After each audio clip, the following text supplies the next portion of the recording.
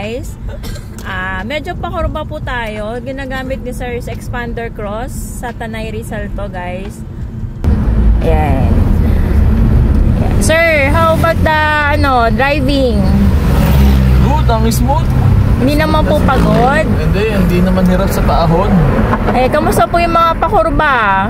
Pagod po ba? Okay, acceleration niya, malambot yung steering wheel niya. So maganda to panghatak talaga, no? Pag mga akyatan ng mga hindi pabundok. ka bibitinin sa paahon. Po yung gas, magastos ba sa gas? Tipid naman, siyempre, wag mo masyadong pipigain, lalo na pag mga pababa na. Hindi naman po tayo hirap, sir. Sakto lang, hindi naman siya hirap. Sanay naman tayo sa biyahe. Yung Expander Cross na gamit mo ngayon? Wala, ang smooth lang ng takbo niya. Sobrang lang niya. Banayad lang ang takbo. Para ka na hinihili.